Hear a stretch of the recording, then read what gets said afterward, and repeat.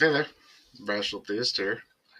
Got you on day 8 today. I missed yesterday, in case you didn't notice. I missed my journal time. I had a day full of golf and a couple days worth of golf where I think the heat caught up with me, along with plenty of emotional ups and downs. And so just got back from a pre-birthday movie with Brecken and figured I'd give you a few of my thoughts from the weekend before we get back to the normal contemplative stuff tomorrow. So for today, I just want to, I guess, elaborate on how complicated my life seems to be at times. It is a hard thing juggling my passions, my convictions with traditions of family and a world that doesn't have a lot of clarity as to what is exactly right. And so I had a lot of good conversations this weekend with my family and extended family, and then even friends, of just what does it look like to get on the same page. And with almost every conversation that I had, we did not end on the same page.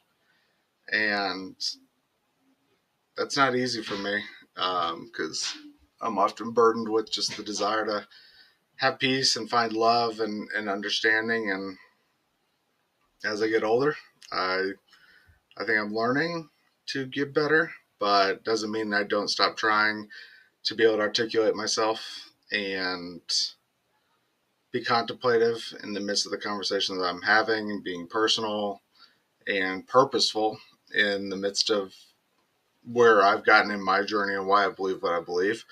But that's a continued process where I realize that I don't have all the answers, and I'm confident that I'm not always right.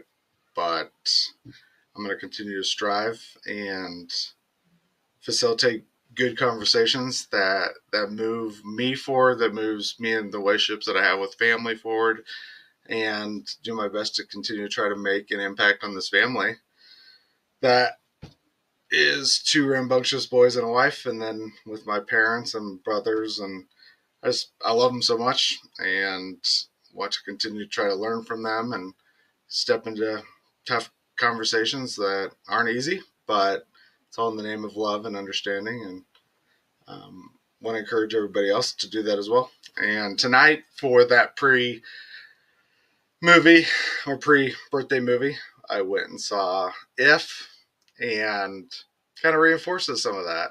The kind of the undercurrent of, okay, kind of this mythological imaginary friend. Telling the boys I was a dork at a young age. I played a bunch of sports, but also came to Christ pretty quickly.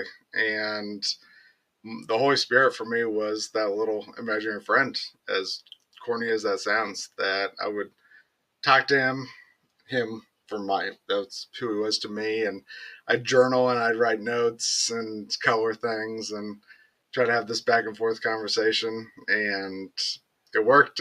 It took me on this journey of a lifetime.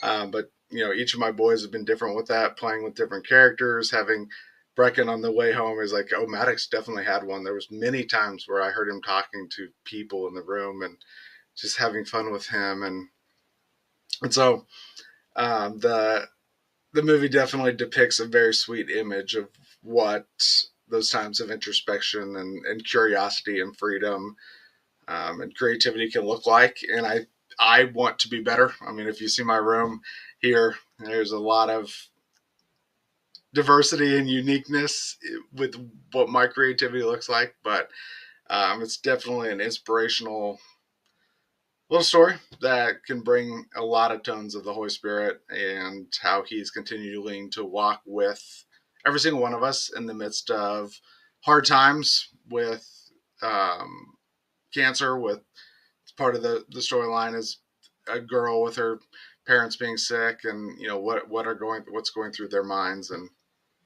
just loved the way in which it allowed for some good, healthy conversations with Brecken, and hopefully sometime soon I'll be able to go watch it with all my family. But definitely is a good one. It's a little bit slower than I expected it to be, but it definitely was interesting and kept Brecken on his toes the whole time. And I love Ryan Reynolds. So if you want a good night and good, pure fun, go give it a try. We will talk to you guys tomorrow.